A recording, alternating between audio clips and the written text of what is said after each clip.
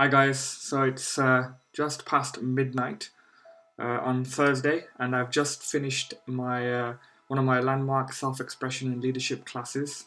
As I explained in the first video, this is a 3-month course, which is really challenging us to be unreasonable, uh, to really live life with integrity and uh, cause the kind of results that create a life that's worth living.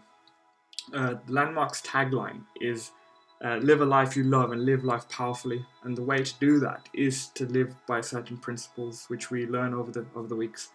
Now, the topic I wanted to talk to you about today is about living fully. Um, the quote I want to refer you to is to live full, die empty. Let's live full and die empty. And what really sparked this off for me is one of my inspirations, I guess almost a mentor, is this guy called Scott Dinsmore, and he's founded this global movement called Live Your Legend, and he inspired sort of, I guess, millions of people around the world to really think about their life and find work which has meaning, and to not sacrifice your life for something that doesn't excite you, that doesn't interest you, that doesn't awaken passion within you.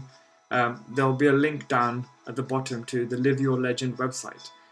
Scott was only 33 years old and died in a tragic freak accident whilst climbing Mount Kilimanjaro last week. And the kind of community that he founded and the things people are sharing about him, it kind of blows you away. This was a man who was a sort of a similar age. I think he even spent some time at LSE whilst I was there, and he kind of quit his corporate job to create a community to enable people to find their meaning and work that awakened passion within them. Um, so he was a role model for me. And coming back to the point, in Bollywood, there's a film called Zindagi Na Milenge Dobara, which means you don't get a second life, or chance at life. And Scott, to me, um, live your legend. The question that it arises for me is, how are you going to be remembered? This person has died at the age of 33, and there's an outpouring around the world of people sharing what impact he had on their lives. And people say that I'm really busy these days and I'm doing so many things. And one of my biggest fears is that I would have lived my life and my days without making a significant impact in the world around me.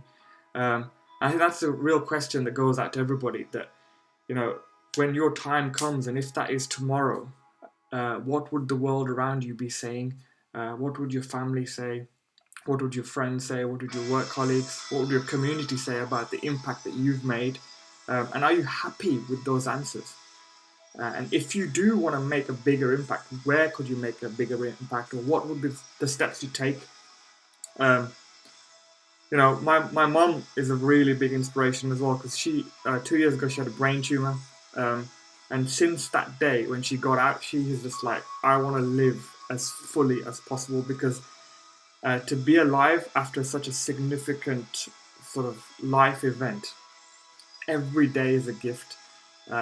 And one of the things, I practice, like I'm calling my parents every day just to remind them, or just to tell them that, I love you. To say to your mom, I love you, is, to me, it just represents living in the moment. We have a lot of stuff in our families, a lot of people where there's, in Gujarati, we use the word kotu lagiyu. They've said something and there's a misunderstanding. And it's really, really sad when people hold on to those things for a very long time, and it's unnecessary. So my request to you all is to think about, if there's any relationship in your life that you have nonsense in between, be the first one to clear that up, and get it out the way. And especially with your parents, don't hold anything. Their lives are incredibly precious and limited. Make the most of these moments that you have. Um, then finally, there's a really, really good audio book that I've read or that I've listened to, called Life in Half a Second, and it's by an Australian guy by Matthew Michaelovich. Um, and he talks about this concept of, if you looked at the entire sort of history of planet Earth over the period of 1 year, human civilization would amount to the very last 16 minutes or so. I.e., if the entire year was put onto a calendar, and it was New Year's Eve, the very last for 15 or 16 minutes would be the entire civilization of human beings on this planet. And your life would amount to the very last half a second. And his audiobook is fantastic, or his book's fantastic, so you should check it out. And it really goes down to the principles of how do you make the most of that half a second, that moment you have on this planet, and what are the things you need to do, tangible things, to get focus, to realize what's important to you and actually do something with that. So there's another link down there to Matthew Michaelovich's book called Life in Half a Second. Cool. So the concluding message is, live full, die empty. Thank you. Thanks for the feedback. It's really encouraging to hear people say this has been useful. It is still a confidence thing to be vulnerable and to put yourself out, to the World Wide Web on video. So it's really reassuring to hear some feedback. I encourage you to put some comments, write things down. This is not just about me sharing. It's about creating dialogue and discussion and conversation. And hopefully I'd like to take these conversations into real life and places. Watch this space for that. But until then, please do share, please do comment. Look forward to hearing from you guys. Thanks.